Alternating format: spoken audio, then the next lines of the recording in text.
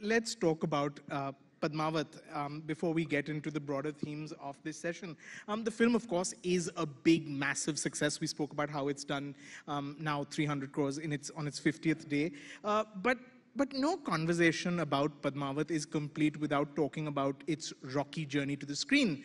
From the protests by the fringe groups, from the delay in getting certification, from the change of the title, the shift in the release date. What was it like watching all this from the front lines? It was a very frustrating process because none of this was in my control. All of it was out of my control. It was hugely infuriating, had me livid, full of rage, wanting to act out, wanting to say, wanting to do something about what I was seeing, which I thought was absolutely wrong, but couldn't do anything, Moreover, I was asked to not do anything. I don't know if you can see it, but I am known to be a hothead, I'm really good with the good, but I'm really hard with the bad at the same time. There are two sides to that coin, I have that intensity of feeling in a positive way, but when you flip the coin, I have that intensity of feeling for these sorts of things as well. I will never shy away from a fight or a conflict, or I've been in brawls when I was younger, right. So I am also an extremist by nature. So I wanted to do a lot of things, but I was told not to because they would, and I had to agree at the time. It seemed most likely that if I were to get involved, things would get complicated. Because what I wanted to do could be perceived as retaliation, or it would just make this whole thing bigger. And I wasn't really leading the line in the fight back. Right. It was the producers, it was my producer director, and I had to respect what they asked me categorically to do, which is, you please stay out of it.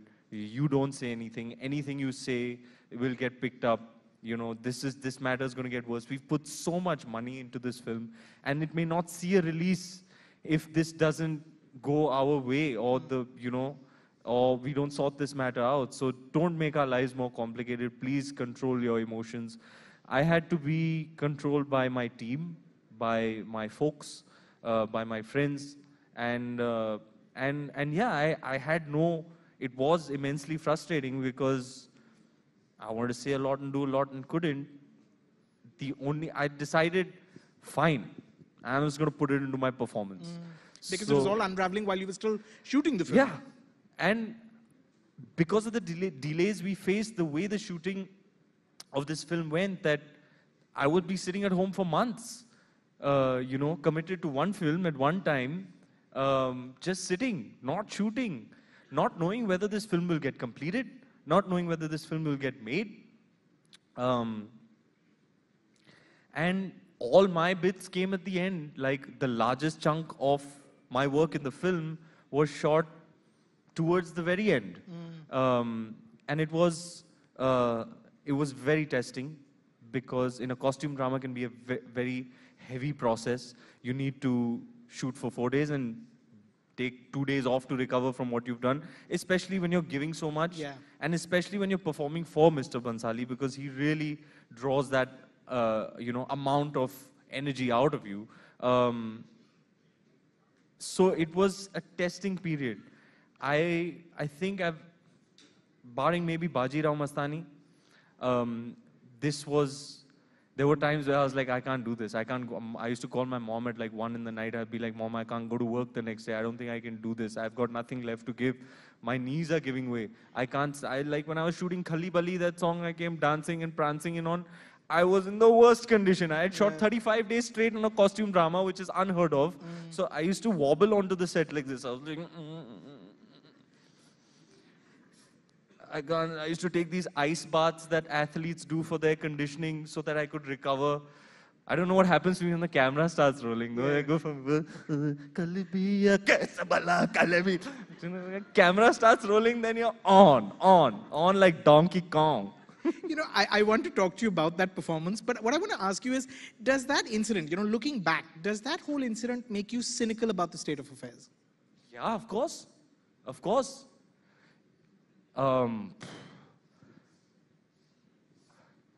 It's like, it's bizarre. When I watch it, I'm like, I can't believe that this is 2018. Yeah.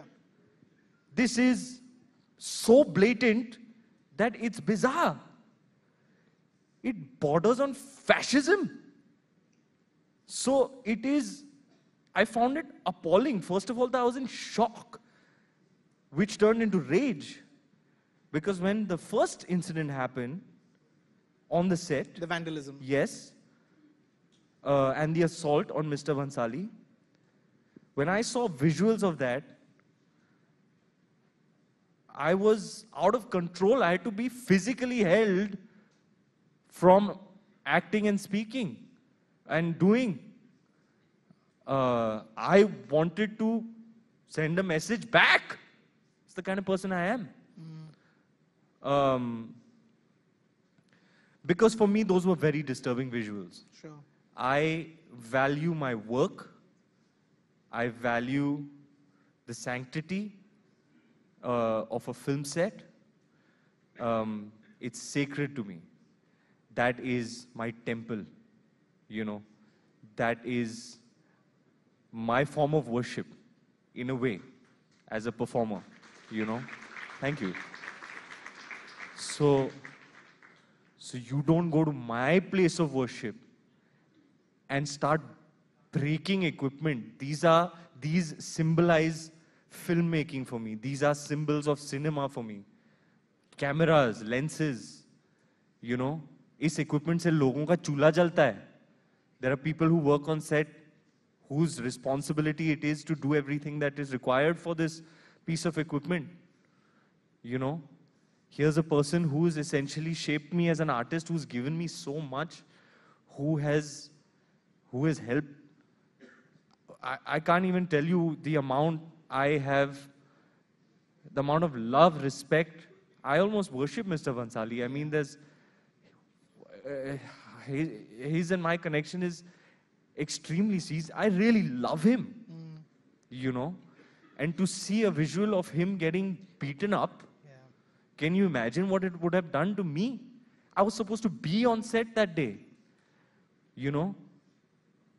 I was going to fly in from Hyderabad, and that was supposed to be my first day. So for me to see these visuals of violence, it was so infuriating, because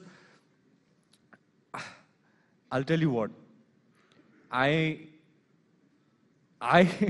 as a kid, the only thing I ever wanted to be was a hero.